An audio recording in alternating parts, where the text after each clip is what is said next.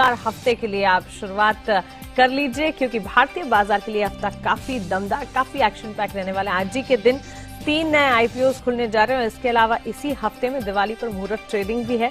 तो चलिए इस हफ्ते की शुरुआत कर लेते हैं और शुरुआत में विदेशी बाजार के संकेत भी अगर देखेंगे तो वो भी पॉजिटिविटी ही दिखा रहे हैं। एशियाई बाजार सबसे पहले आपकी टीवी स्क्रीन पर एसजीएक्स निफ्टी आप देखें 17,798 के लेवल्स पर करीब 50 अंकों की बढ़त के साथ यहां पर आप ट्रेड देखेंगे। वहीं निक्कई में करीब 650 अंकों का उछाल देखा जा रहा है, तो वहां पर भी बढ़त है।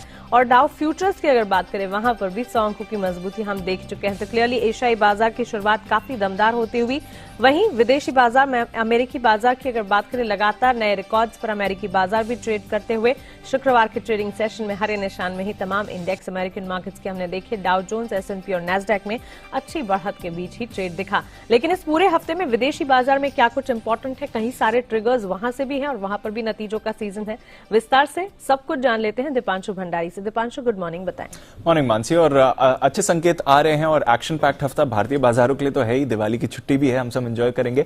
पर इसके साथ ही आप देख रहे हैं कि ग्लोबल मार्केट्स के लिए भी काफी एक्शन पैक्ड वीक रहने वाला है। सबसे पहले तो सबसे बड़ा ट्रिगर यही है कि 3 नवंबर को यूएस फेड की पॉलिसी है। कल से एफओएमसी की 2 दिवसीय बैठक शुरू होगी और फिर वेडनेसडे शाम को आएगी पॉलिसी। तो मुहूर्त ट्रेडिंग के दिन भारतीय बाजार रिएक्ट करेंगे।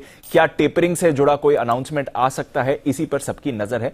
15 से 20 billion dollars per month asset खरीदारी यूएस फेड कम कर सकता है, यह बाजार का अनुमान है। इसके अलावा 5 नवंबर को यूएस के जॉब्स डेटा आएंगे, जो कि एक काफी अहम ट्रिगर हर बार ही रहता है।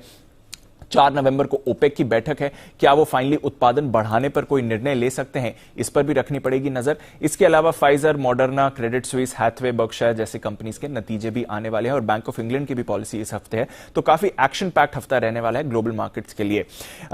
शुक्रवार की बात करें तो जैसा आप बता रही थी, एक और नया रिकॉर्ड आपने यूएस मार्केट्स में बनते हुए देखा। डाउ पर क्लोजिंग रिकॉर्ड बना है और इंट्राडे की बात करें तो एसएनपी 500 और नैस्डैक पर इंट्राडे और क्लोजिंग रिकॉर्ड्स दोनों ही बने, पर 90 अंक बढ़कर डाउ दिन की ऊंचाई के करीब बंद होते हुए आपको दिखा।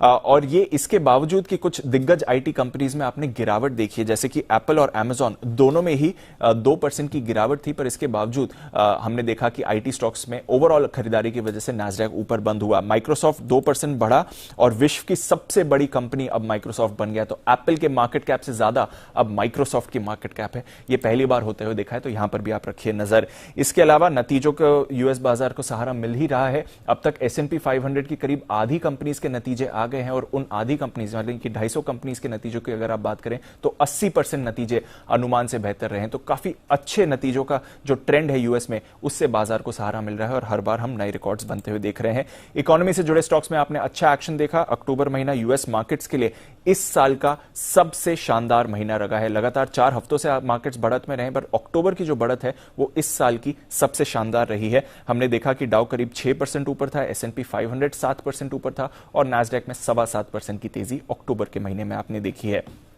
कच्चे तेल $84 के पास कायम है, नजर रखिएगा उस पर। ओपेक की बैठक से पहले कैसे मूव्स आते हैं।